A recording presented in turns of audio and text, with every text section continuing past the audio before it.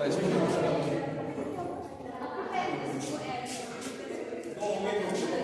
शुरू करते हैं। टाइम इतना नहीं जाता है, ठीक है ना, थोड़ी से पढ़ लीजिए आप लोग। ठीक है बेटा, आइए शुरू करते हैं। साइलेंस। ये आपका ये पंचरथ है जो मैंने आपको बताया था। ये द्रौपदी रथ है, अर्जुन रथ है, भीम रथ है, धर्मराज रथ है, नकुल सहदेव रथ, जो कि मैंने अभी आपको लिखाया था। ठीक है ना, ये जो स्ट्रक्चर है इसको चिनाई इसकी नहीं की गई है, पहाड़ को काट करके ही इसको बना दिया गया है। पहाड़ को काट करके पंचरथ, और इसी में सप्तरथ भी है। इसमें से दो और जोड़ देंगे तो सप्तरथ हो जाएगा। ठीक है ना, और इसका जो स्ट्रक्चर है ना, इसको जो आप देखेंगे तो ये रथ की तरह दिखाई पड़ता है, रथ की तरह से। ठीक है ना, इसीलिए इसको रथ कहा जाता है। अब यहाँ पर इतना टाइम नहीं कि मैं फिर आपको बताऊं। अब कोणार्क के जो मंदिर बनाए गए हैं उनको भी रथ स्टाइल का मंदिर बनाया गया है। हाँ, लेकिन उसके कहने का रथ नहीं है। अब इतना जो आप कोणार्क का जो मंदिर आप देखोगे ना, उसमें पहिया लगा हुआ है, सूर्य का वो पहिया लगा हुआ है, लेकिन उसे रथ नहीं कहा जाता है। अब यही अंतर हो जाता है कि आप जिंदगी भर वो रथ है समझते रहोगे, रथ नहीं है।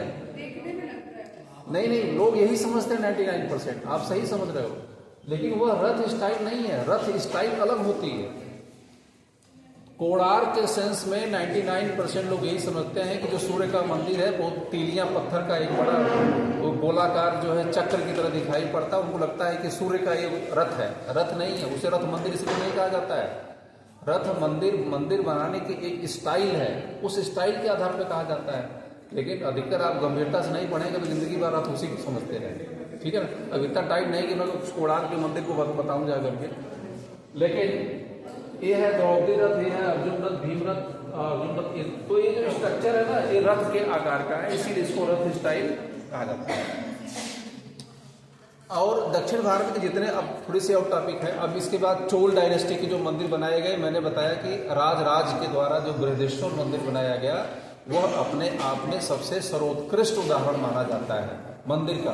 द्रविड़ दक्षिण भारत या द्रविड़ स्टाइल का जो मंदिर है उसमें सबसे अच्छी स्टाइल जो मानी जाती है वो इनकी मानी जाती है। चोल स्टाइल के बहुत से मंदिर बनाए गए, राजेंद्र चोल ने बनाया, तमाम लोगों ने बनाया, बहुत लंबी लिस्ट उसकी मंदिरों की है। लेकिन आप ये जानिएगा कि जो द्रविड़ स्टाइल का जो मंदिर बनाया गया चोल काल में, वह क्लाइमेक्स है मंदिर बनाने का।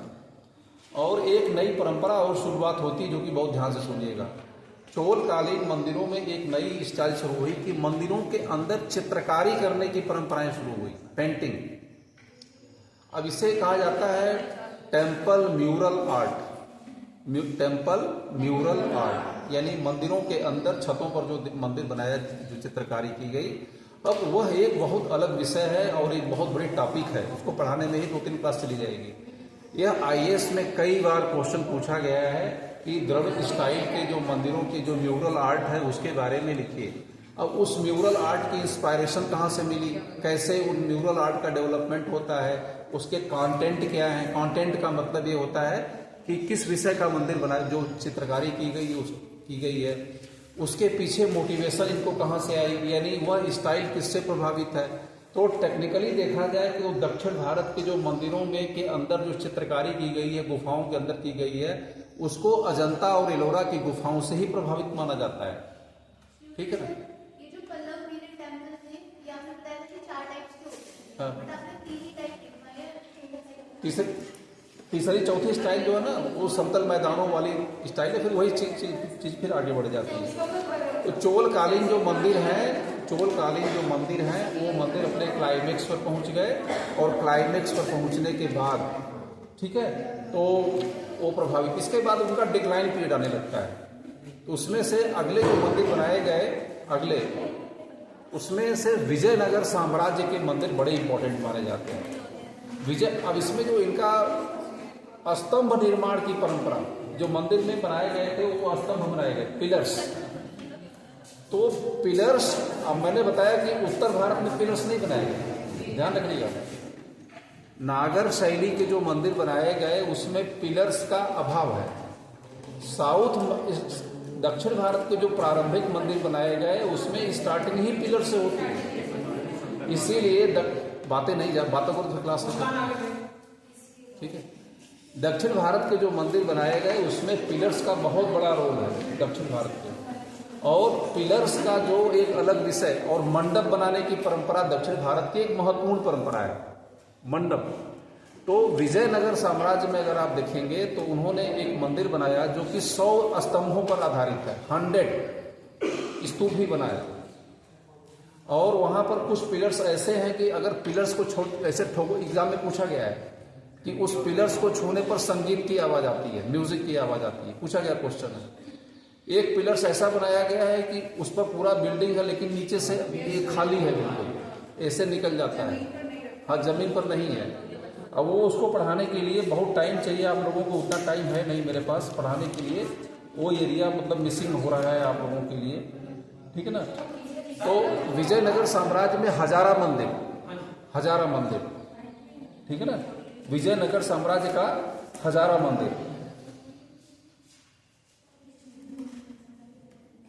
मंदिर बड़ा फेमस मंदिर माना जाता है। मैंने आपको बताया ये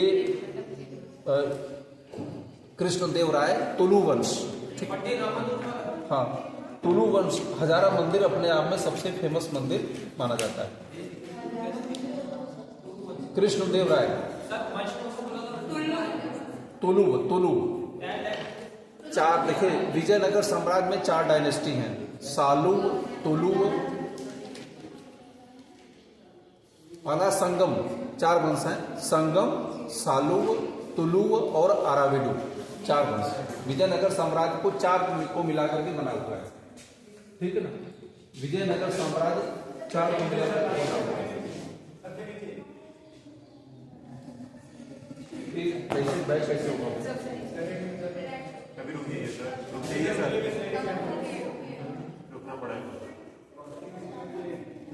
तो विजयनगर साम्राज्य 4 को मिलाकर के बना है। पहला है संगम, सालू, तुलुव, ठीक है, और आराविडु।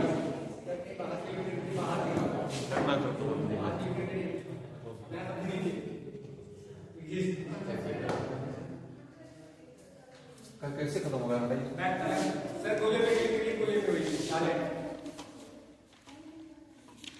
इसके बाद आगे चलिए, नेक्स्ट है आपका बेसर शैली, बेसर स्टाइल। देखिए आगे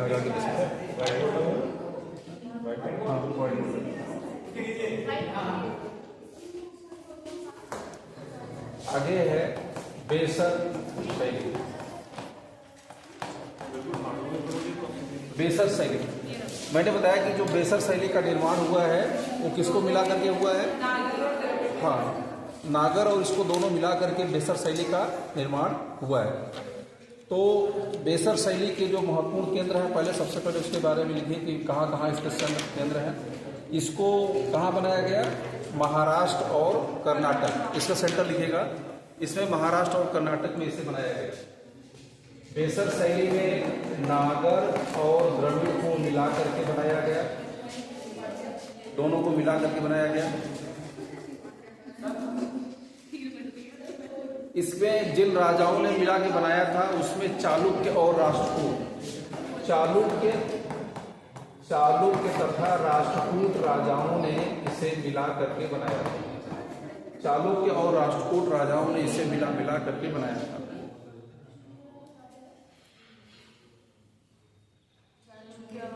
राष्ट्रकूट शासकों ने मिल करके इसे बनाया था। इसका जो डेवलपमेंट होता है वो होता है 7वीं शताब्दी से लेकर के 7th सेंचुरी से लेकर के 12th सेंचुरी इसका ड्यूरेशन है। 12th सेंचुरी तक इसका टाइमिंग है।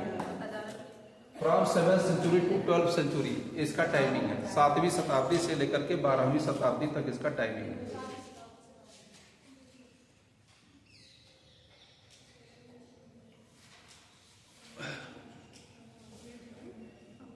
इसका किन किन जगह, अब कहां कहां बनाया गया, इसके सेंटर्स के नाम, इसके सेंटर्स मतलब किन किन जगहों पर इसको बनाया गया, सेंटर्स,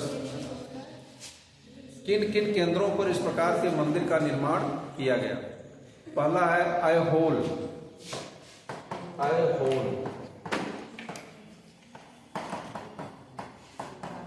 ये महत्वपूर्ण सेंटर है द्रविड़, ये बेसर शैली का महत्वपूर्ण स्थान है ऐहोल, यहाँ पर मंदिर बनाया गया।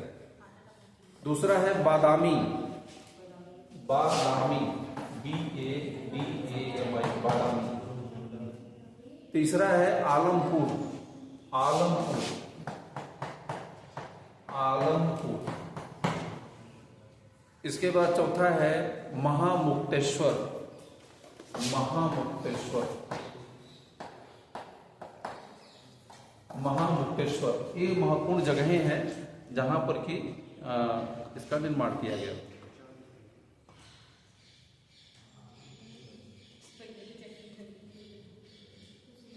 हो गया, ये इसके सेंटर हैं। तो अधिकतर इन मंदिरों को बनाने वाले जो थे वो थे चालुक्य राजा थे, इसीलिए बेसर शैली को चालुक्य शैली भी कहा जाता है। लिख लीजिएगा कि बेसर शैली के मंदिरों को बनाने वाले अधिकतर कौन थे? चालुक्य राजा थे, ठीक है ना। इसीलिए बेसर शैली को चालुक्य शैली भी कहा जाता है।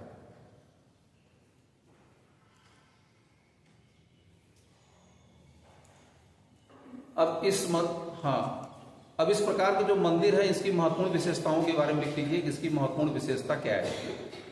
इस प्रकार के जो मंदिर हैं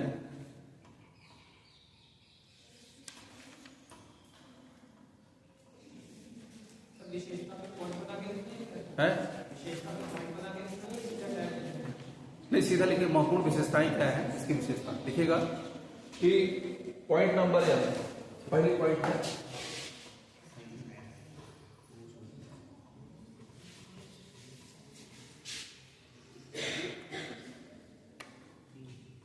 इसकी विशेषताएं। सबसे पहले है, पहला है कि इस प्रकार के मंदिर को नागर और द्रविड़ दोनों की शैलियों को मिश्रित करके बनाया गया है। That is the mixation of the both style, Nagar and Dravid, ठीक है ना। यानी इन शैलियों में दोनों का मिश्रण है, दोनों को मिला करके बनाया गया। पहला इसको लिख लीजिए। दूसरा है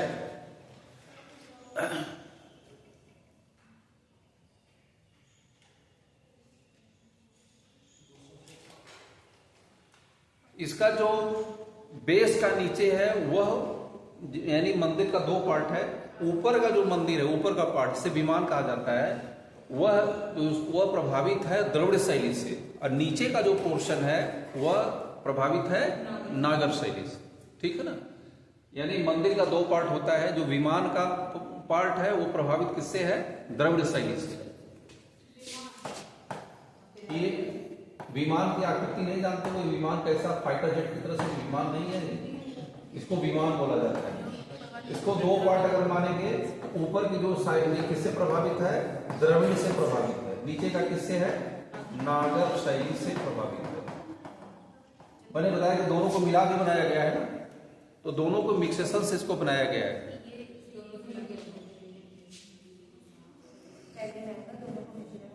दूसरा है, थर्ड है, नागर शैली की महत्वपूर्ण विशेषता है कि यहाँ के मंदिरों को बहुत ऊंचे फाउंडेशन पर बनाया गया है, लेकिन यहाँ के मंदिरों को बहुत ऊंचे फाउंडेशन पर नहीं बनाया गया है। इसको लिख लीजिएगा कि यहाँ के मंदिरों को बहुत जितना बनाया गया उतना नहीं है, फाउंडेशन तो है ही है, लेकिन उतनी ऊंची फाउंडेशन पर इसे नहीं बनाया गया है।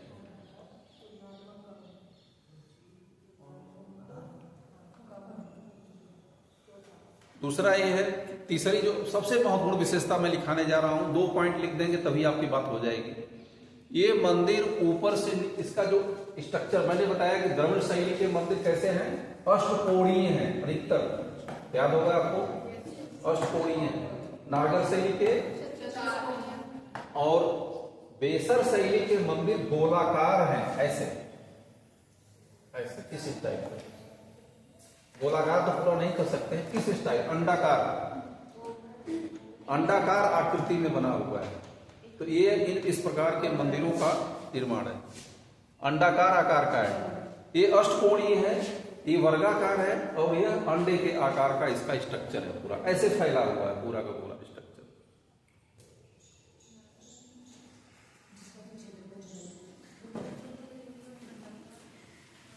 और अगली विशेषता है कि इस प्रकार बेसर शैली के मंदिरों में अलंकरण कि बहुत ज्यादा बहुलता है, डेकोरेशन किया गया है, इसमें मूर्तियां बहुत ज्यादा है, पूरे मंदिर को बहुत ज्यादा क्या किया गया है, डेकोरेट किया गया है। तो इस प्रकार के मंदिरों को बहुत ज्यादा डेकोरेट किया गया है। हाँ, सजावट बहुत ज्यादा इस प्रकार के मंदिरों में है, जो कि आवश्यकता से अधिक है।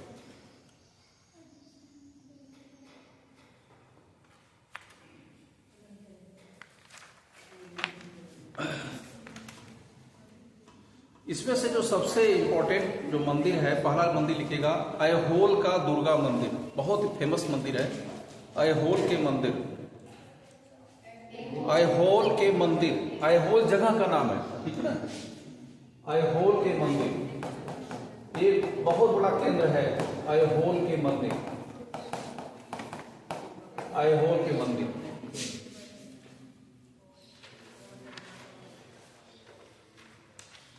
ये जगह जो है कर्नाटक में प्राप्त होती है। यहां से करीब कुल मिलाकर के 100 मंदिर प्राप्त होते हैं। कितने? 100 मंदिर यहां से प्राप्त होते हैं। ऐहोल से कितने मंदिर प्राप्त होते हैं? ऑलमोस्ट 100 मंदिर प्राप्त होते हैं। छोटे बड़े सब मिला करके छोटे बड़े मंदिर, इनकी संख्या 100 के आसपास में है।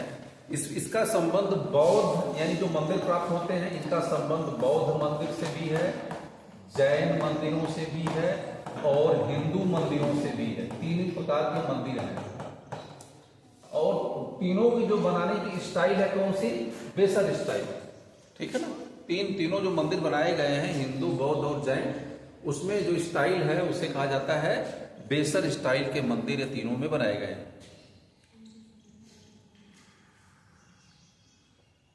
लेकिन ये जो मंदिर बनाए गए हैं उसमें से जो जैन मंदिर है, अब जैन मंदिरों के बारे में थोड़ा सा जानते हैं। जैन मंदिर,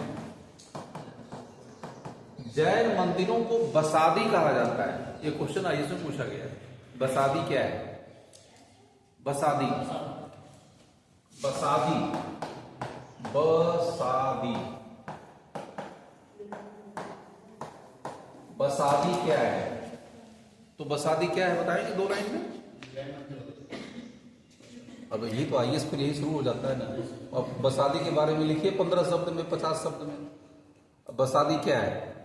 आदि तो सर के ऊपर से निकल जाएगा। बसादी है कि बेसर स्टाइल में, कहां पे? ऐहोल में जो जैन धर्म के मंदिर बनाए गए उनको कहा जाता है। 1 लाइन में लिखना, इसको पूरा नंबर आपको मिल जाएगा इतना में। अब बाद में लिखा जाएगा।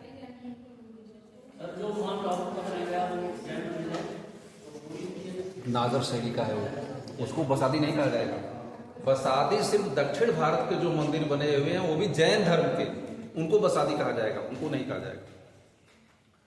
तो उसमें ऐहोल में जो सबसे इंपॉर्टेंट मंदिर है जिसके बारे में मैंने बताया कि दुर्गा टेम्पल कॉम्प्लेक्स, ठीक है ना। दुर्गा मंदिर एक फेमस मंदिर है, अभी मैं आपको दिखा भी दे रहा हूं। पहला है ऐहोल का दुर्गा मंदिर, ऐहोल का दुर्गा मंदिर।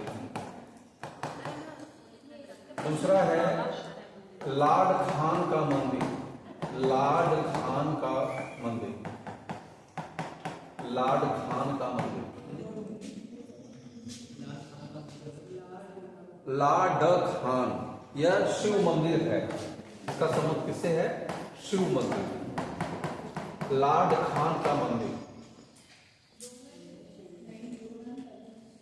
इसके बाद है गौदर गुड़ी का मंदिर, तीसरा गौदर गुड़ी, गौदर गुड़ी का मंदिर।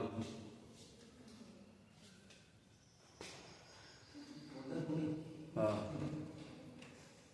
ये किसका है सर? है इसमें कौन सा देवता का मंदिर है? गौदर गुड़ी का टेम्पल, ये भी शिव टेम्पल है। इसके बाद है रामफाड़ी गुफा, ये भी क्वेश्चन पूछा गया। रामफाड़ी गुफा के बारे में लिखिए।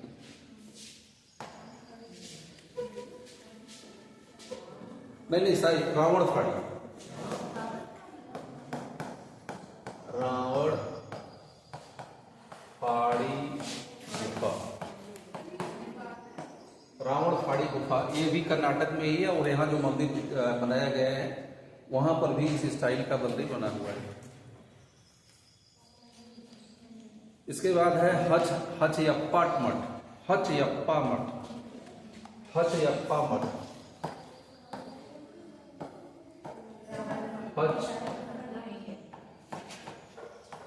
हचयप्पा मठ, हचयप्पा मठ।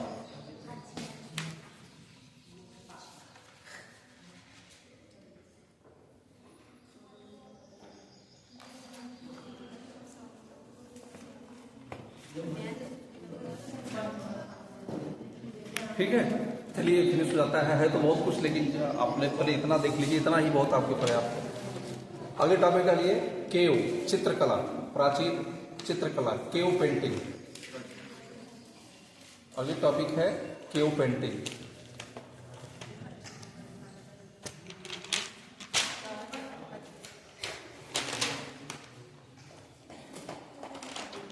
अगला है केव पेंटिंग। पेंटिंग के बारे में लिखेगा, पेंटिंग इन इंडिया, ठीक है ना, painting in India, painting in India. पहले थोड़ा सा इसको दिखा देता हूँ, ये वाला जो मंदिर दिखा देता हूँ आपको, फिर इसके बाद आगे बढ़ता हूँ। ये है आपका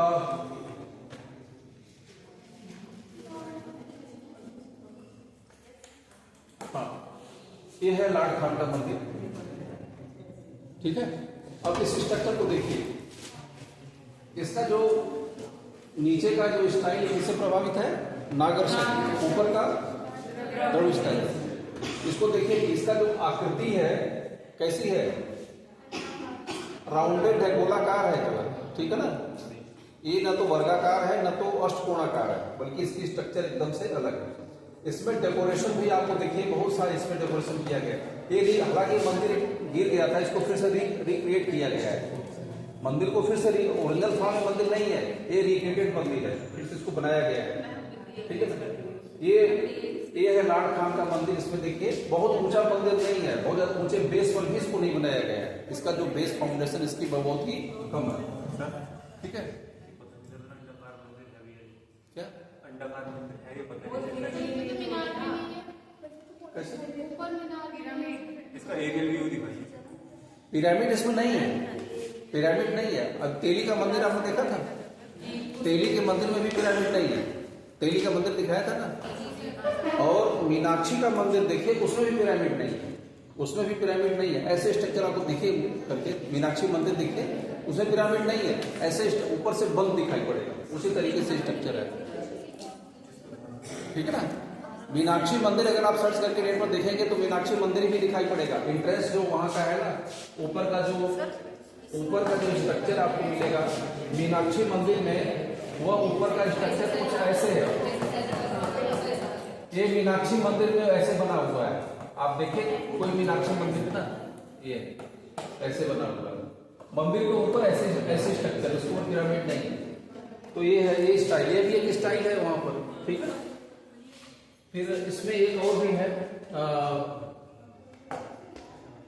ये मंदिर आपको जो बेटर समझ में आएगा। हाँ, ये देखिए, ये कुछ ज्यादा क्लियर आपको समझ में आएगा। इसका जो आकृति देखिए कैसी है, संसद के आकार का जैसे है।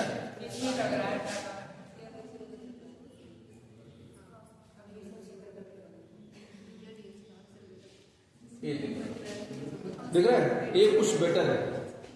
ये ऐहोल का दुर्गा मंदिर है और इसका जो स्ट्रक्चर है राउंडेड है, देखिए इसमें पिलर्स का खूब प्रयोग किया गया है चारों तरफ से, और इसको बहुत ज्यादा ऊंचे पर नहीं बनाया गया है। इसके बाद ऊपर का जो स्ट्रक्चर है किससे मिलता जुलता है, ये वाला द्रविड़ स्टाइल से मिलता जुलता है, और नीचे का नॉर्थ इंडियन नागर शैली के दोनों। अब एकदम डिट्टो आप निकाल नहीं सकते हो कि एकदम अंगन करते हो, उसमें भी उन्होंने अपना भी एक्सपेरिमेंट किया है भाई। एक स्टाइल है तो वहां के क्षेत्रीय स्टाइल का भी कुछ एक्सपेरिमेंट उन लोगों ने किया है, तो लेकिन ये असर साफ साफ दिखाई पड़ता है दोनों स्टाइल को मिला करके। आगे क्या बनाया है, ये कोई बंदा रहने के लिए या ये कोई स्ट्रक्चर कुछ अलग से बनाया गया, एंट्रेंस के लिए देवी देवताओं के लिए बनाया गया होगा अलग टेम्पल है, इसके बारे में ज्यादा आइडिया नहीं, लेकिन ये तो दोनों स्ट्रक्चर इसी तरीका हो, ठीक है। अच्छा, अब आते हैं पेंटिंग के लिए, चित्रकला के बारे में मैंने आपको बताया कि भारत में चित्रकला की जो परंपरा बहुत ही प्राचीन काल से है और प्राचीन काल का जो चित्रकला का जो ओल्डेस्ट एविडेंस मिलता है वो कहाँ से मिलता है? भीमबेटका। ठीक है। और पूरे विश्व में 2 जगह से चित्रकला का प्राचीनतम साक्ष्य प्राप्त होता है। एक है भारत से, दूसरा है स्पेन से। स्पेन में गुफा है अल्तमीरा की गुफा है, अल्तमीरा। ठीक है ना, स्पेन में अल्तमीरा की गुफा, अरे अल्तमीरा की गुफा है। ठीक है ना, स्पेन में। तो 30,000 साल जो भीमबेटका की गुफा में जो चित्रकला प्राप्त होती है वो क्या है? 30,000 साल पुरानी जो विश्व की प्राचीनतम जो है चित्रकला मानी जाती है और इसे वर्ल्ड हेरिटेज सेंटर भी माना जाता है। वर्ल्ड हेरिटेज इसे विश्व में घोषित किया गया है। तो ये सबसे बड़ा एक एग्जाम्पल माना जाता है पेंटिंग का। और आपको ये जो पेंटिंग की गई है उसमें से 2 प्रकार की पेंटिंग है। बहुत ध्यान से सुनिएगा, फिर समझ में आएगा नहीं फिर आपको। पेंटिंग जो बनाई गई है 2 प्रकार की पेंटिंग बनाई गई है। एक पेंटिंग होती है कि उसे जो नेचुरल कलर्स होते हैं, जो उन्होंने कलर चूज कैसे किया होगा, आदि मानव जो हमारे पूर्वज थे जिनका किसी प्रकार का ज्ञान नहीं था, तो उसमें कोई रसायन का प्रयोग नहीं किया गया, नेचुरल कलर का प्रयोग किया गया। नेचुरल कलर का मतलब हो गया पेड़ पे जो पेड़ होते हैं उसमें उनकी छालें हुआ करती थी, पत्तियां हुआ करती थी, कुछ स्टोन्स हुआ करते थे, पत्थर के जो स्टोन्स थे वो हुआ करते थे। फिर इसके बाद जानवरों की जो फैट होती है उसको हुआ करती थी। तो तमाम चीजों को मिला करके वो लोग कलर बनाते थे। जो मैंने बताया इतने चीजों को मिला के कलर बनाते थे और उन कलर के माध्यम से जो भी उनकी सेंटिमेंट्स हुआ करते थे या जो वो लोग देखते थे वही चीजों को पेंट बनाते थे। जैसे कि अगर किसी व्यक्ति को कहा जाए कि चित्र बनाइए तो चित्र क्या बनाएगा? जो देखेगा, जो उसके मस्तिष्क में रहेगा वही दिखेगा। तो 30,000 साल पहले जो धरती की क्लाइमेट हुआ करती थी ना, बहुत ही खराब क्लाइमेट हुआ करती थी। जैसे अगर बारिश हो रही है तो 10 साल तक लगातार बारिशें होगी, 10 साल तक बारिश। और धरती का अधिकतर जो पोर्शन था वो पानी से भरा हुआ था। इसीलिए जो हमारे पूर्वज थे वो गुफाओं में रहते थे अपनी जान बचाने के लिए। 10 साल लगातार बारिश होगी तो आदमी क्या करेगा? 20 साल बारिश होना, टेम्परेचर कभी -40 -50 पहुंचना, फिर 50 से ऊपर भी टेम्परेचर पहुंच जाना। तो इसीलिए जो हमारे पूर्वज थे उनका अस्तित्व देखने को बहुत ही, ह्यूमन जो पॉपुलेशन थी वो डिसअपियर होती रही, संख्या बड़ी कम हुई। तो अगर 10 साल तक लगातार बारिश हुई तो अधिकतर मानव गुफाओं में रहता था। अब गुफा में अगर आपको 5 साल बंद कर दिया जाए, 1 साल ही बंद कर दिया जाए, 6 ही महीने बंद कर दिया, तो क्या करोगे आप? कुछ नहीं करोगे। जो कहोगे कि गुफा में है इसमें करें तो करे क्या?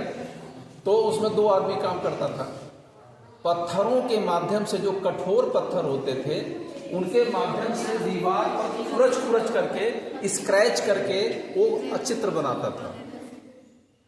समझे? तो जो सबसे पहले मानव ने चित्र बनाया वो कैसे बनाया? पत्थरों से, पत्थर की दीवार पर खुरच के चित्र बनाया, स्क्रैच करके। इसी को पेट्रोग्लिफ्स बोला जाता था। इसके बाद जब पत्थर से, वो बहुत मुश्किल काम है, और इसके बाद जब फिर मानो थोड़ा क्लाइमेट अच्छी हो गई तो फिर उन्होंने पत्तियों को इकट्ठा करके रंग बनाया और उन रंगों के माध्यम से उन गुफाओं की दीवारों पर अलग अलग प्रकार के चित्र बनाए। अब चूंकि आदि मानव शिकार करता था, शिकार करके ही चीजों को करता था, जो भी एनिमल्स थे उनको मारता था, मार करके उनको जो करता, तो अधिकतर जो चित्र बनाया उन्होंने किसका बनाया? एनिमल्स का बनाया, शिकार करते हुए, मारते हुए उनको, ये सारे चित्र बनाए गए। इसमें कोई सिमिलरिटी है।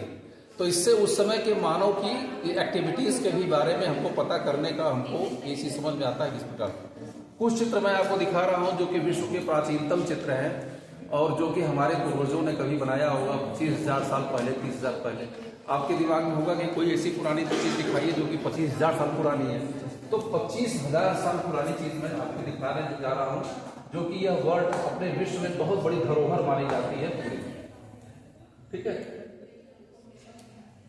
ये है पेंटिंग।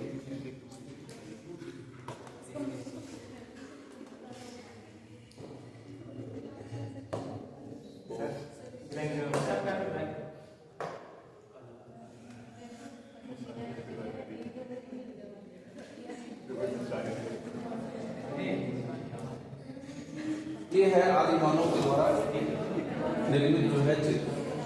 इसके जो इसको गेहूं से बनाया गया, गेहूं, ठीक है ना। इसमें देखिए घोड़े या गधे पर बैठे हुए अलग अलग एक्टिविटीज करते हुए, ये सारे चित्र करीब 25 से 30 हजार साल पुराने आपको दिखाई पड़ रहे हैं, ठीक है ना। ये भीमबेटका से, ये जो आप देख रहे हो भीमबेटका से लिया गया, भीमबेटका चित्र है, भीमबेटका का चित्र है, ठीक है। तो और भी चित्र इसमें कैसे आ जाएंगे, यहाँ से हम निकल आएगा नहीं, यहाँ से नहीं निकलेगा।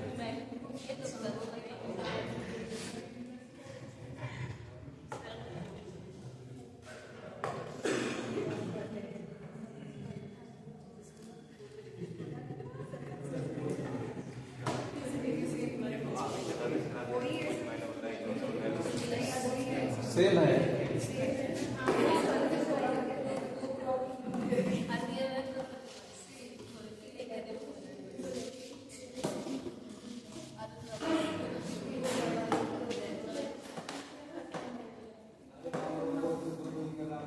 सेम सभी एक ही है। सर ये अलग है, ये है देखिए,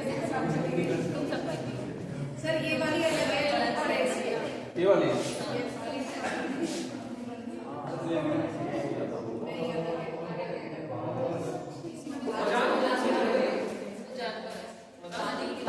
करो।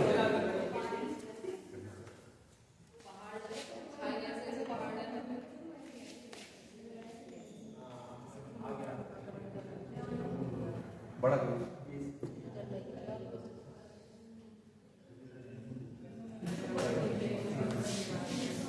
ये है,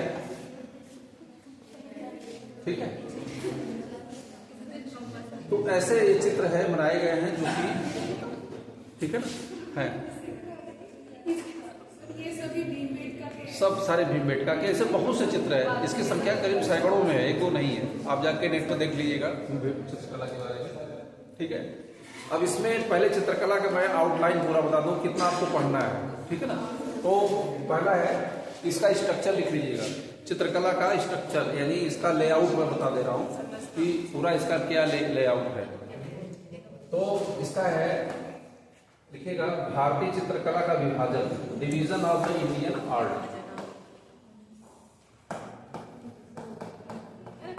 भारतीय चित्रकला का विभाजन, भारतीय चित्रकला का विभाजन।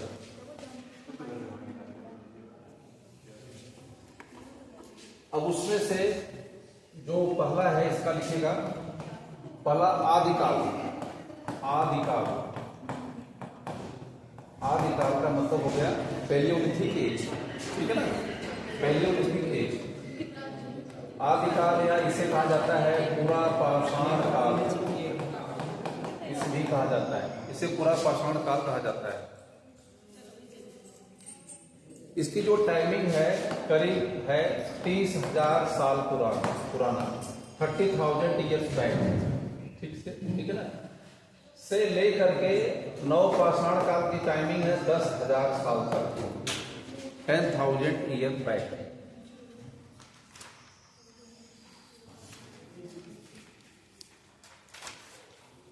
और इसमें से सबसे ज्यादा जो प्राप्त हुआ है कहां से हुआ है, भीमबेटका से सबसे ज्यादा प्राप्त हुआ। भीमबेटका कहां पे है, एमपी के रायगढ़ जिले में यह है भीमबेटका। और इसका पता सबसे पहले लगाया था वी.एस. वाकणकर ने। किसने लगाया था, वी.एस. वाकणकर, वी.एस. वाकणकर ने सबसे पहले इसका पता लगाया 1969। इसकी खोज सबसे पहले 1969 में वी.एस. वाकणकर ने किया। वी.एस. वाकणकर, वी.एस. वाकणकर 1969 में इसको पता लगाया भीमबेटका के बारे में। अच्छा, ये तो मध्य प्रदेश में हो गया, लेकिन अब इसका मतलब ये नहीं कि सिर्फ मध्य प्रदेश से ही प्राप्त। इस प्रकार की जो केव पेंटिंग है पूरे भारत से प्राप्त होती है। पूरे भारत में सबसे पहले कहां से प्राप्त, अरे सबसे पहले लिखिए दक्षिण भारत, लिखिए साउथ इंडिया, दक्षिण भारत। है? हाँ उसी में, इसी में पैलियोलिथिक एज में है कि पहला लिखिए दक्षिण भारत। दक्षिण भारत में केरल में वायनाड, केरल में वायनाड, वायनाड में जहाँ राहुल गांधी जी जहाँ MP हैं। हाँ राहुल गांधी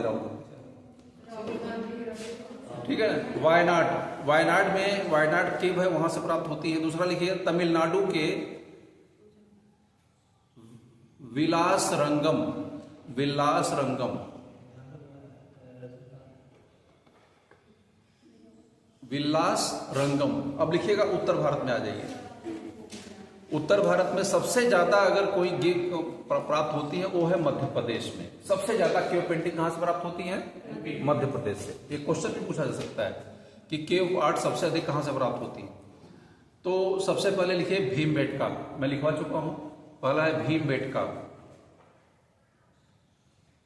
दूसरा है पंचमढ़ी।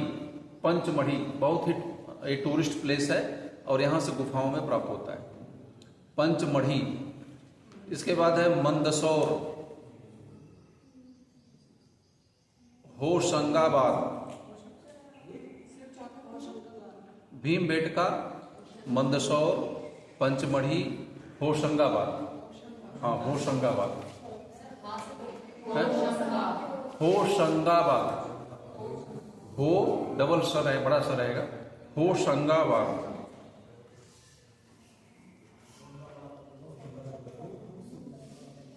इसके बाद फिर है ग्वालियर में शिवपुरी। शिवपुरी राजस्थान का बॉर्डर है, शिवपुरी ठीक है। राजस्थान में ग्वालियर में शिवपुरी, शिवपुरी। अब आइए उत्तर प्रदेश में। उत्तर प्रदेश में भी केव पेंटिंग के साक्ष्य प्राप्त होते हैं। उसमें सबसे पहले लिखिएगा कि मिर्जापुर, मिर्जापुर। मिर्जापुर में 100 से ज्यादा, मोर देन 100, 100 से भी ज्यादा केव पेंटिंग गुफाएं प्राप्त होती हैं। लिख लीजिएगा मोर देन 100, 100 से भी ज्यादा गुफाएं प्राप्त होती हैं। उसमें से कुछ के नाम मैं आपको लिख रहा हूं। पहला लिखिएगा लेखहिया, एक क्वेश्चन पूछा गया है आपको, लेखहिया, लेखहिया। फिर है कोहबर, कोहबर, कोहबर क्या होता है पता है? कोहबर, कोहबर शादी में कुछ जानते हैं कोहबर होता है? नहीं पता?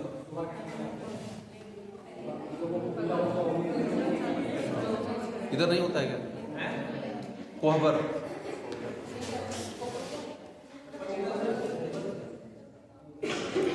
अच्छा चलिए, इसके बाद विंडम, विंडम मैं लिख रहा हूं, थोड़ा गलती आप लोग करेंगे।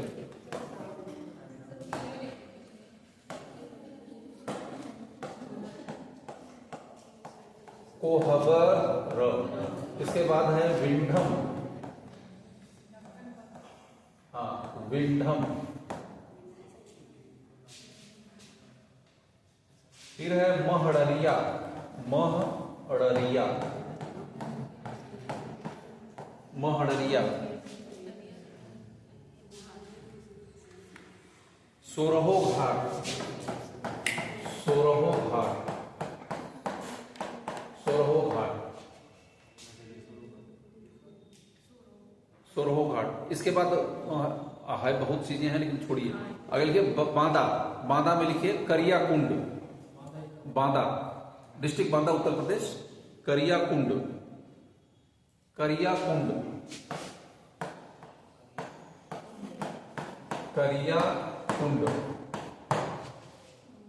इसके बाद चित्रकूट में भी अनेक स्थान प्राप्त होते हैं, चित्रकूट।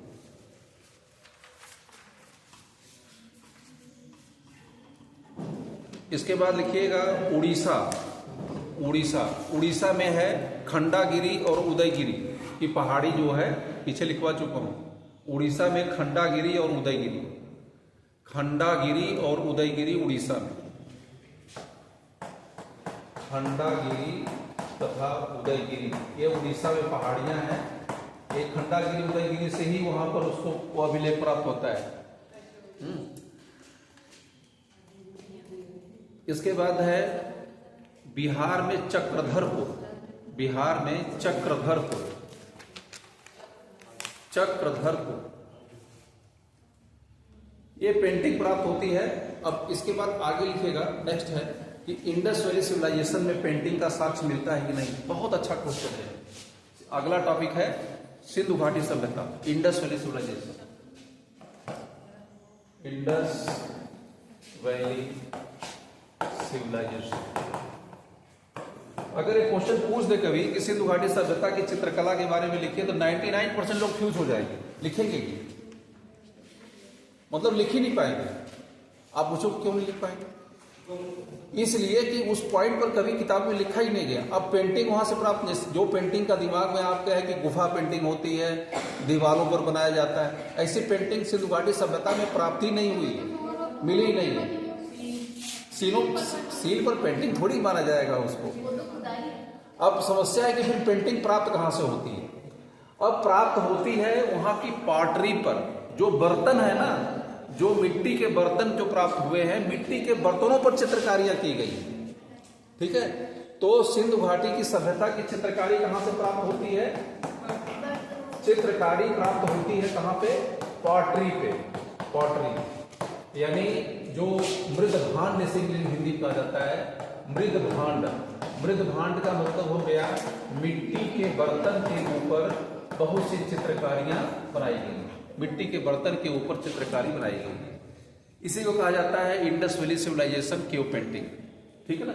अब ये मिट्टी का बर्तन ऐसे बना दिया गया इसके ऊपर, और इसके ऊपर जो है बहुत सी फूल पत्तियां बनाई गई। ऐसे फूल बना दिया गया, ऐसे बना दिया गया, चित्र बना दिया गया, इस तरीके से चित्रकारी की गई।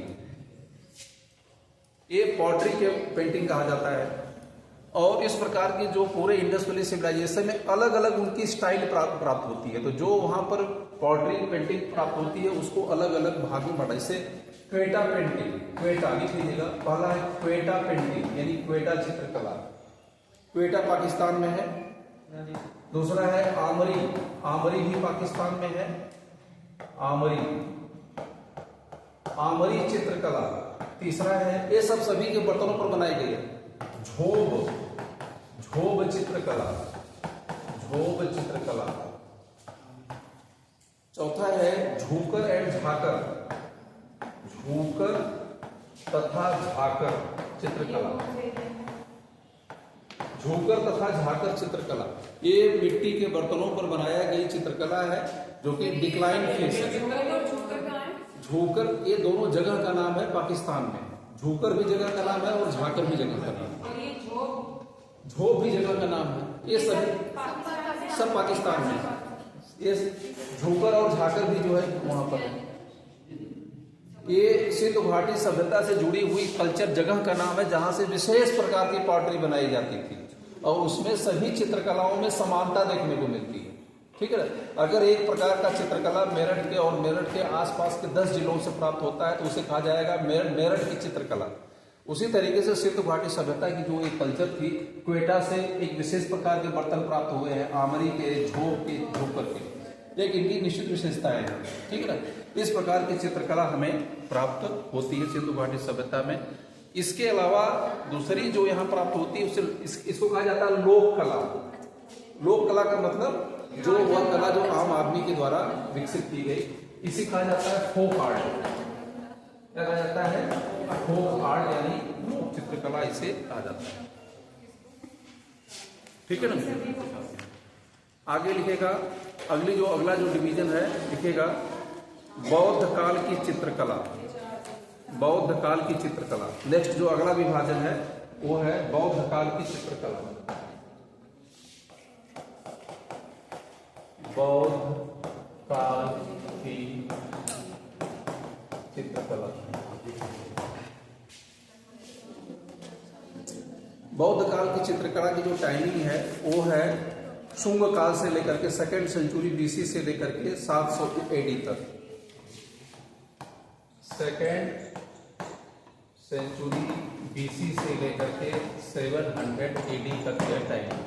इसमें से जो राजा थे वह शुंगों का शासन था, कौरवों का शासन था, इसके बाद सातवाहनों का शासन था और इसके बाद फिर गुप्त का। ये इतने इसमें राजाओं का शासन था। तो ये सब दो काल में आएगा। शुंग, कौरव, सातवाहन और गुप्त काल, ये डायनेस्टी है। इतना पीरियड इसमें शामिल है, 2nd सेंचुरी BC से लेकर के 700 AD तक। इसे कहा जाता है बौद्ध काल की चित्रकला। बौद्ध काल कहने का मतलब ये होता है इस समय पूरा का पूरा जो चित्रकला का विकास हुआ उसमें। अब इसमें क्या क्या आएगा उसमें लिख लीजिएगा। पहला है अजंता की गुफाएं। अजंता की गुफाएं, इसमें इसी बता रहा हूं, अजंता की गुफाएं। दूसरा है बाघ की गुफाएं, बाघ की गुफाएं, बाघ की गुफाएं, बाघ। तीसरा है बादामी की गुफा, बादामी, बादामी की गुफा। इसके बाद है सित्तनवासल की गुफा। सित्तनवासल दक्षिण भारत की बहुत महत्वपूर्ण गुफा है। सित्तनवासल की गुफा बहुत इंपॉर्टेंट है, इसको भी लिख लीजिएगा, इंपॉर्टेंट है। सित्तनवासल की गुफा।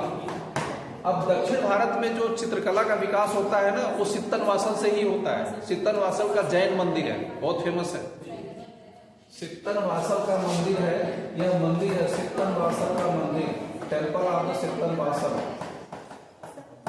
ये चित्रकला के लिए फेमस है। और इसको अलग से लिखिएगा कि दक्षिण भारत में चित्रकला का विकास कहां से हुआ? सित्तनवासल के मंदिर से हुआ, जो कि कर्नाटक में है। यहीं से दक्षिण भारत में चित्रकला का विकास होता है। ये तमिलनाडु, सॉरी, हाँ ये नहीं, ये तमिलनाडु में है, तंजौर तमिलनाडु के बगल में। इसके बाद है जोगी मारा, सरगुजा छत्तीसगढ़। जोगी मारा, जोगी मारा, ये छत्तीसगढ़ में जोगी मारा है। इधर एरिया इसमें आती है।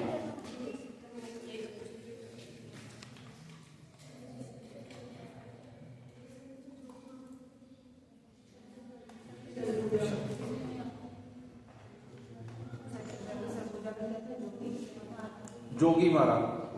अब इसमें अजंता की गुफाओं के बारे में अगर मैं पढ़ाऊं तो अजंता की गुफा ही अपने आप में एक इतनी बड़ी टॉपिक है जिसको कि बताना बहुत ही मुश्किल हो जाएगा। लेकिन थोड़ा सा लिख लीजिएगा कि अब अजंता की गुफाओं में जो चित्रकारी की गई थी उसमें से पूछता है कि सबसे प्राचीनतम गुफा कौन है, सबसे नवीनतम गुफा कौन है। तो प्राचीनतम गुफा है गुफा नंबर 9, लिख लीजिएगा। प्राचीनतम गुफा है गुफा नंबर 9। गुफा नंबर 9 जो है प्राचीनतम गुफा है। गुफा नंबर 9 इज द ओल्डेस्ट गुफा।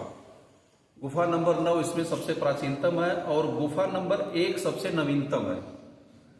और गुफा नंबर 9 का जो निर्माण किया गया था वह सबसे पहले इसे सातवाहनों के समय किया गया था। सातवाहनों के समय, ठीक है ना, सातवाहन डायनेस्टी के समय सबसे पहले इसका निर्माण किया गया था। और इस गुफा में जितना भी निर्माण किया गया, बनाया गया है, उसका अधिकतर संबंध महात्मा बुद्ध से है। लिख लीजिएगा, अजंता गुफा में अधिकतर जो विषय है वह किससे जुड़ा हुआ है? महात्मा बुद्ध से इसका संबंध है? नहीं, ओवरऑल सब मैं बता रहा हूँ। पूरा अजंता की जितनी गुफाएं हैं, जिसमें भी चित्रकला जितनी भी पाई जाती है, उसमें से जो इसका सब्जेक्ट है वो सब्जेक्ट किसका है? महात्मा बुद्ध से, यानी बौद्ध धर्म से जुड़ा हुआ विषय है। अब उसके बारे में चित्र बनाया गया है कि चित्र बनाया गया महात्मा बुद्ध कैसे घर छोड़ते हैं, कैसे तपस्या करते हैं, कैसे ज्ञान की प्राप्ति होती है, कैसे उपदेश देते हैं, ठीक है ना। और फिर बहुत सी मार्मिक पेंटिंग बनाई गई। जैसे कि जब महात्मा बुद्ध घर छोड़ करके गए तो यशोधरा ने खाना पीना बंद कर दिया, तो उसमें एक पेंटिंग बनी हुई है डाइंग प्रिंसेस। डाइंग प्रिंसेस का मतलब कि वह कैसे मरने की स्थिति में आ गई बिना खाना खाए। ये बहुत मार्वलस पेंटिंग मानी जाती है। डाइंग प्रिंसेस आप लोग देख लीजिएगा सर्च करके बाद में कि डाइंग प्रिंसेस की जो पेंटिंग है वो अपने आप में लाजवाब मानी जाती है, ठीक है ना। अब इसको बनाने, अब यहाँ से पूछता है, अब उतना टाइम नहीं कि मैं उसकी स्टाइल बताऊं, कि अजंता की पेंटिंग का निर्माण कैसे किया। आपको लगता होगा कि जैसे दीवार है इसको पेंटिंग, इसी पर पेंटिंग नहीं, ऐसे पेंटिंग नहीं की जाती है। पेंटिंग का एक बाकायदे शास्त्रीय विधान होता है, उसका फॉलो किया। जैसे इस पर अगर पेंटिंग बनाना हो तो सबसे पहले मिट्टी, जो मिट्टी से कुम्हार मिट्टी बनाता है, बर्तन बनाता है, पहले मिट्टी, कच्ची मिट्टी बनाई जाती है जैसे बर्तन बनाने के लिए, और उसमें भिन्न भिन्न प्रकार की चीज़ों को डाला जाता है। इसके बाद जब मिट्टी तैयार हो जाए तो इसके ऊपर एक लेयर चढ़ाई जाएगी, लेयर, पूरी की पूरी लेयर, जहां बनाना लेयर चढ़ा दी। अब लेयर चढ़ गई, उस पर दो प्रकार की पेंटिंग बनाई जाती है। जैसे जो अभी मिट्टी गीली है, तो जब मिट्टी गीली है तभी उस पर पेंटिंग बनाई जाए, तब ऐसी पेंटिंग बहुत लॉन्ग स्टैंडिंग होती है, क्योंकि वो एब्जॉर्ब उसका कलर को कर लेती है, बहुत लंबे समय तक विद्यमान। दूसरा ये है कि मिट्टी को पूरी तरीके से सुखा दिया जाए और उसकी जो लेयर बन जाए तो लेयर के ऊपर फिर पेंटिंग किया जाए। तो अजंता की चित्रकला में जो है इसका प्रयोग किया गया है, ये स्टाइल को बनाया गया है। इसीलिए पिछले 2000 सालों से वह चित्रकला आज भी विद्यमान है, यानी पूरा शास्त्रीय विधान का उसमें फॉलो किया गया है। इसीलिए वो पेंटिंग अपने आप। और चित्रकला कैसे की जाती है, उसका विधि विधान क्या है, उसका तरीका क्या है, मिट्टी कैसे बनाई जाती है, इसका सभी विवरण हमारे सभी धार्मिक ग्रंथों में, शास्त्रीय ग्रंथों में मिलता है। उसमें भरत मुनि की नाट्यशास्त्र, जो कि बहुत महत्वपूर्ण किताब है, और दूसरा है कामसूत्र, जो कि वात्सायन की किताब है। ठीक है ना। जो कामसूत्र के बारे में लोगों को है कि ये प्रेम की किताबें हैं, बिल्कुल प्रेम की किताब है, लेकिन कला के बारे में उसने बहुत विस्तृत विधान दिया हुआ है कि कला बनाई कैसे जाती है, उसका तरीका क्या है, उसका विषय क्या है, उसके टेक्निक क्या है, उसकी स्टाइल क्या है, तमाम चीज़ों के बारे में वात्सायन की कामसूत्र एक माइलस्टोन किताब मानी जाती है बहुत सी एरियाज में। ठीक है ना। और फिर इसके बाद अगली चित्रकला लिखिएगा कि सन 700 से लेकर के सन 1600, इसे जैन चित्रकला कहा जाता है। 700 AD से लेकर के ईस्वी से लेकर के 1200 ईस्वी तक, 1200 AD तक, ईस्वी तक, इसे जैन चित्रकला कहा जाता है। जैन चित्रकला से जैन पेंटिंग भी कहा जाता है। इसके बीच में जो भी चित्रकलाएं बनाया गया इसके बारे में इसमें लिखिएगा कहां कहां बनाया गया। इस प्रकार की चित्रकला अधिकतर पश्चिम भारत में बनाया गया, ज्यादातर पश्चिम भारत। पश्चिम भारत का मतलब हो गया कि आपका गुजरात हो गया, ठीक है ना, अधिकतर गुजरात हो गया, राजस्थान हो गया, इसको पश्चिम भारत बोलते हैं। इसीलिए इसे पश्चिम भारत की कला भी कहा जाता है। अब इसके अलग अलग सेंटर हैं, इसके सेंटर्स अलग अलग, मुख्य रूप से सेंटर यही है, लेकिन इसके अलावा और भी जगहों पर बनाया गया। इसमें पहला लिखिएगा इसके सेंटर्स कौन से हैं, इसके केंद्र। इसका सेंटर है मालवा, पहला लिखिए मालवा। मालवा एक एरिया का नाम है। इसके बाद अहमदाबाद, मालवा है, अहमदाबाद है। इसके बाद है पंजाब है, जौनपुर है, अवध है। पंजाब, अवध और जौनपुर।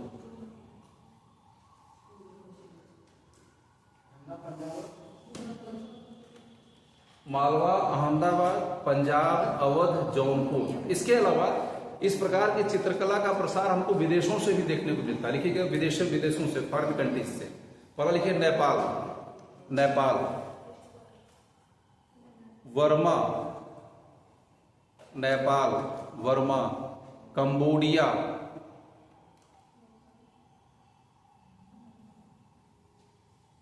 तुर्किस्तान, Turkistan, Turkistan, Tajikistan, central Asian countries, Tajikistan, Turkistan, Japan, यानी इन देशों से भी इस प्रकार की चित्रकला, जैन चित्रकला का साक्ष्य हमको दिखाई देता है। इसके बाद फिर आगे लिखिएगा दक्षिण भारत। दक्षिण भारत ये बहुत इंपॉर्टेंट है दक्षिण भारत में। अब दक्षिण भारत में जो इस प्रकार की चित्रकला प्राप्त होती है दक्षिण भारत में, उसमें वह मंदिरों से प्राप्त होती है। यानी दक्षिण भारत में दो मंदिर हैं, पल्लव कालीन मंदिर और चोल कालीन मंदिर। पल्लव कालीन मंदिर जो भी मैंने नाम बताया, और चोल कालीन मंदिर है। इन मंदिरों की छतों पर जो है इसका पेंटिंग की गई है, छतों पर। ठीक है ना।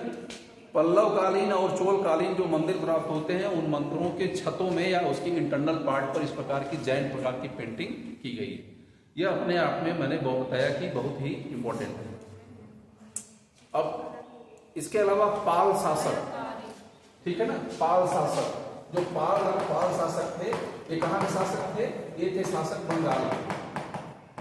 कहाँ के थे? बंगाल के।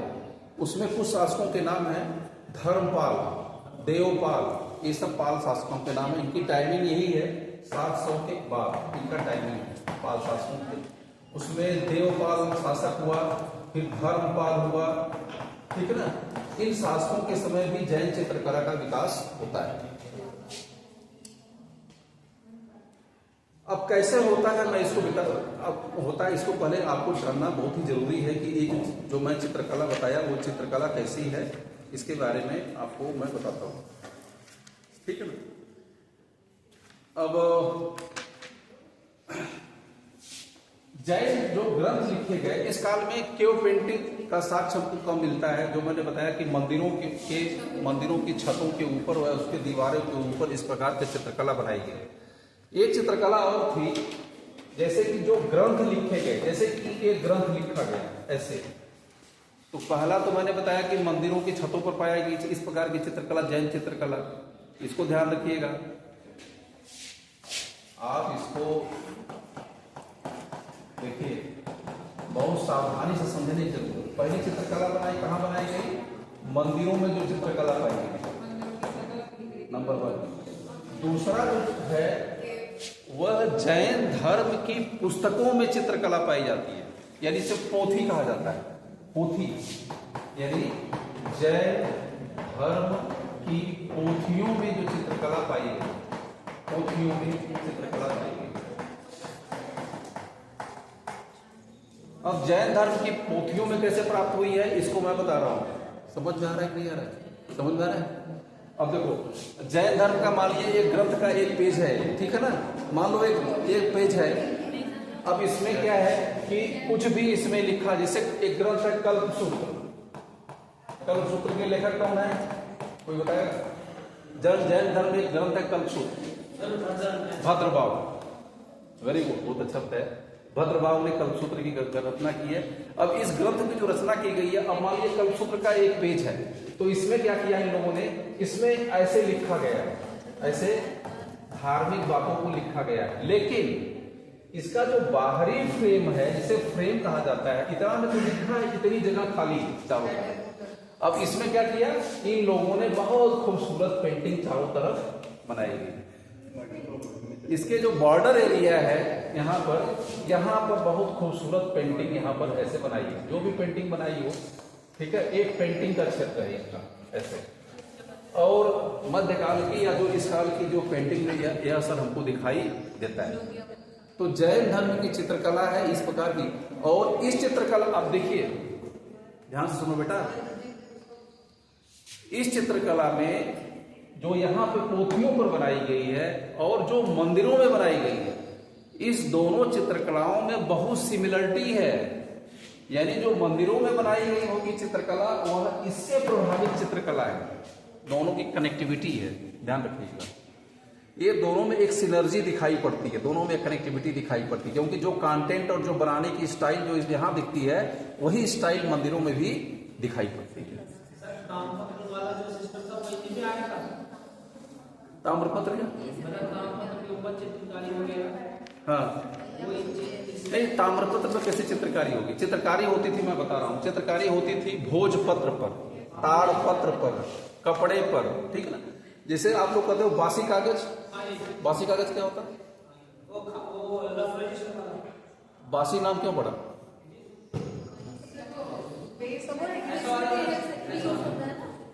बासी कागज नाम इसलिए पड़ा क्योंकि वो बांस से बनता था।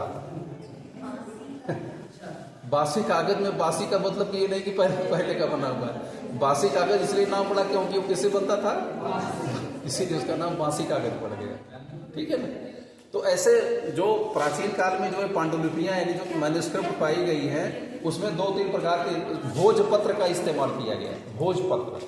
भोजपत्र पर लिखा भी जाता था और उस पर चित्र भी बनाया जाता था, ठीक है, लेकिन भोजपत्र बहुत महंगा पड़ता था। इसके अलावा जो दूसरा है ताड़पत्र, ताड़पत्र पर भी जो है लिखने के जितने हमारी प्राचीन पांडुलिपियां वो ताड़पत्र पर हैं, ताड़पत्र कभी खराब नहीं होता है। तीसरा जो है कागज पर, कागज उस समय बड़ा मुश्किल से मिलता था, वो ये कागज जो आता था अधिकतर चीन से आता था, चीन से कागज आता था। बाकी पाकिस्तान में सियालकोट एक जगह है, सियालकोट का कागज अपने आप में सियालकोटी कागज कहा जाता था, उसे भी बहुत अच्छा कागज माना जाता था। तो भारत में भी ये व्यवस्थाएं हुआ करती थी, ठीक है ना। अब आगे लिखिए मुगल पेंटिंग, नेक्स्ट है मुगल पेंटिंग। हाँ? पढ़ा करिए थोड़ा सा, आप लोग 4 बज गया बस है?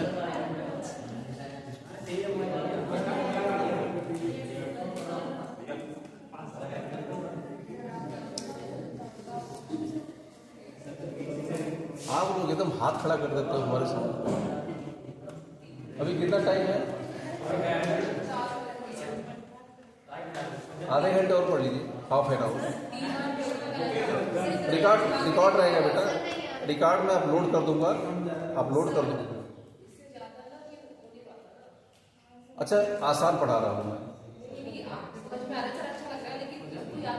नहीं वो रिकॉर्ड हो जाएगा, फिर बाद में आप लिख लीजिएगा, उसमें कोई दिक्कत नहीं। इसलिए ना क्योंकि दोबारा पिक्चर क्लास चल नहीं पाएगी। पेंटिंग जो चित्रकला का जो 8 लेक्चर दिया गया है, तो ये फिर एक्सेस नहीं मिल पाएगा।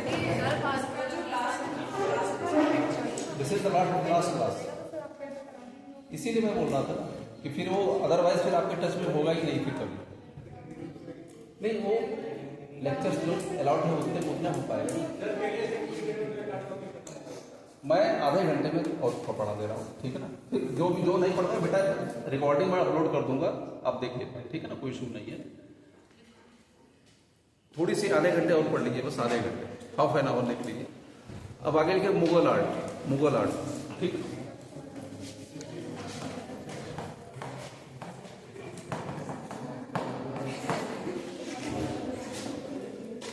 मुगल आर्ट या मुगल चित्रकला, मुगल आर्ट में जो सबसे जो इम्पोर्टेंट है वो है टाइम है बाबर का, वो है बाबर। तो बाबर के समय चित्रकला के बारे में हमको बहुत ज्यादा कुछ मेंशन नहीं मिलता है। अगला शासक है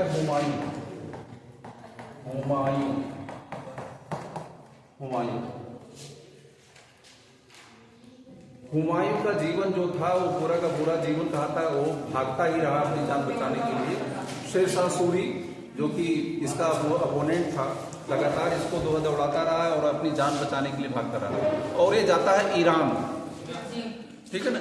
ईरान में 2 चित्रकारों से इसकी मुलाकात होती है, ईरान में 2 चित्रकारों से इसकी मुलाकात होती है। इसका नाम है मीर सैयद अली और अब्दुस समद। मीर सैयद अली और इसके बाद है अब्दुस समद। ये 2 चित्रकार हैं और 2 चित्रकारों को यह पहली बार पकड़ करके जब लाता है, पकड़ करके मतलब को बुला करके लाता है। तो जब इसने काबुल और कांधार को जीत लिया, इसको इन्होंने काबुल और कांधार में बुलाया, काबुल तथा कांधार में इसको इन्होंने बुलाया। तो 2 चित्रकार हैं, मीर सैयद अली और अब्दुस समद। ये बड़े चित्रकार थे, ईरान के बहुत बड़े चित्रकार थे, ठीक है ना। इसको लिख लीजिएगा, ये दोनों ईरान के बहुत बड़े चित्रकार थे, ईरान के चित्रकार।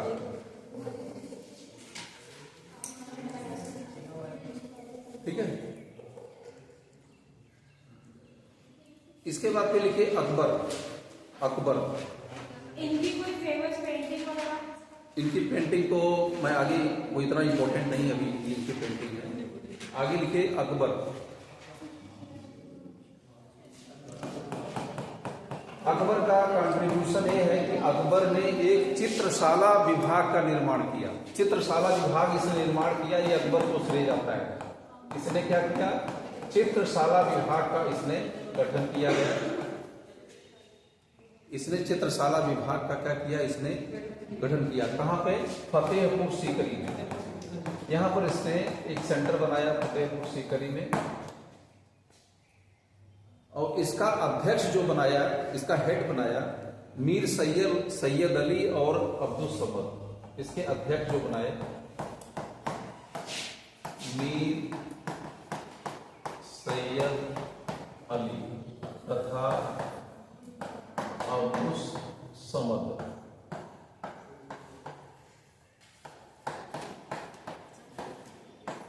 अब्दुल समद इसके अध्यक्ष थे। अच्छा, इसके अलावा और भी चित्रकारों के नाम बहुत इंपॉर्टेंट है, जैसे दसवंत, अभी बहुत इंपॉर्टेंट लिख पा रहा हूं, दसवंत, ये चित्रकार बड़ा चित्रकार था। इसके अलावा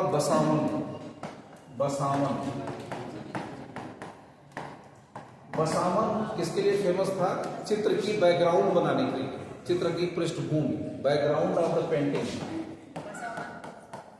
बैकग्राउंड ऑफ पेंटिंग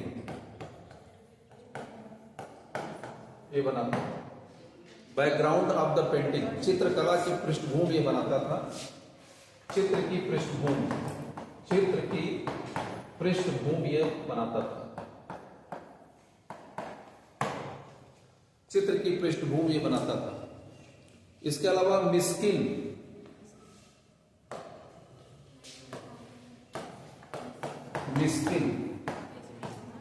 जो था यह बनाता था, पक्षी का चित्र बनाने में बहुत बड़ा एक्सपर्ट था। पक्षी का चित्र, पेंटिंग ऑफ द बर्ड,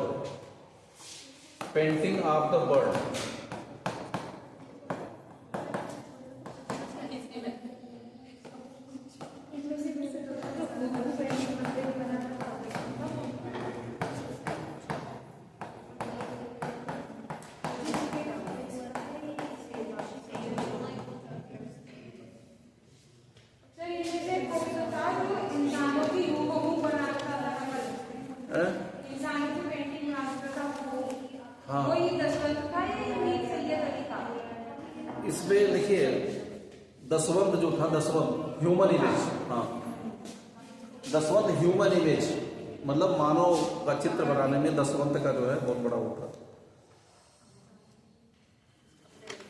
और जो चित्र इसने अकबर के समय अमीर हमजा का चित्र बनाया गया, अमीर हमजा की ये पेंटिंग बहुत बड़ी है किताब, उसे अमीर हमजा का चित्रण कहा जाता है। अमीर हमजा एक जो है ईरान का बहुत बड़ा माइथोलॉजिकल हीरो है, उसके बारे में अलग अलग सेट्स बनाए गए। अमीर हमजा का चित्रण, अमीर हमजा का चित्रण एक किताब है बहुत बड़ी, एक बहुत बड़ी ये किताब है, ये बुक है, पेंटिंग की बुक है, ये अकबर के समय इसे बनाया, चित्रित किया गया।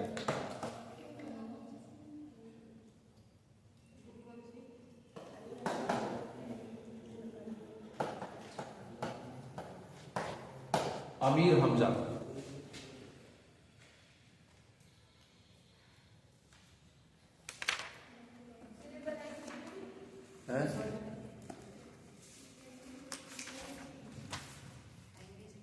इसके बाद जहांगीर, लास्ट में लिखिए जहांगीर। जहांगीर के समय चित्रकला का सबसे अधिक विकास किसके समय हुआ? जहांगीर को जो है चित्रकला का सर्वोच्च गुण माना जाता है, ठीक है ना। चित्रकला का जो सबसे ज्यादा विकास हुआ, चित्रकला का जो विकास सबसे ज्यादा हुआ वो किसके समय हुआ? जहांगीर के समय हुआ। Climax of the painting reached at the time of the, उसमें से जो सबसे बड़ा नाम है वो था अबुल हसन। अबुल हसन सबसे बड़ा नाम है, हाँ, अबुल हसन। अबुल हसन ने इनको आकी राजा की उपाधि प्रदान किया गया था। आकी राजा का उपाधि, आकी मतलब युग शिरोमणि, इसको क्या उपाधि दी गई? आकी राजा।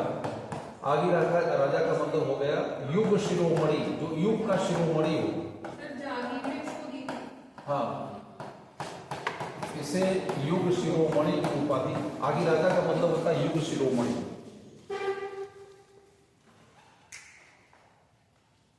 यह पशु पक्षी के चित्र का बनाने का एक्सपर्ट था। He was the expert of the, यह पशु पक्षी के चित्र का बनाने में, यह पशु पक्षी के चित्र बनाने का क्या था? विशेषज्ञ था, और विशेषज्ञ था। इसके अलावा एक नाम है विषम दास। विषम दास जो बनाता था छवि चित्र। छवि चित्र का मतलब हो गया ह्यूमन इमेज, किसी का चेहरा देख करके बना देना, इसको छवि चित्र कहा जाता है। ठीक है ना। विषम दास यह छवि चित्र बनाने का क्या था, एक्सपर्ट था, यानी व्यक्ति का चित्र बनाने का यह एक्सपर्ट था।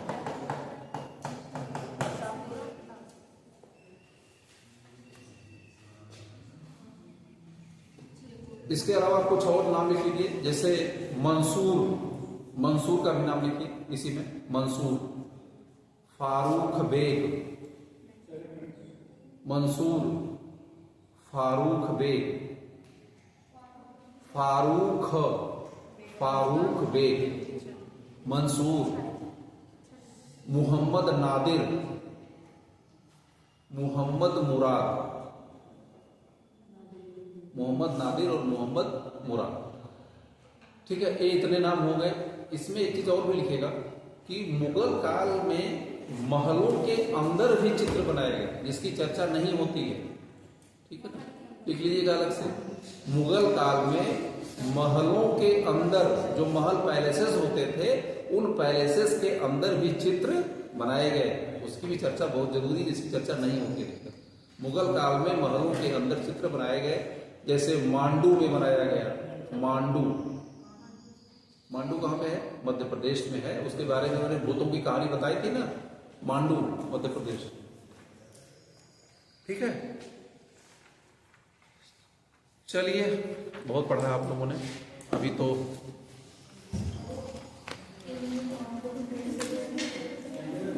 बंद करिए।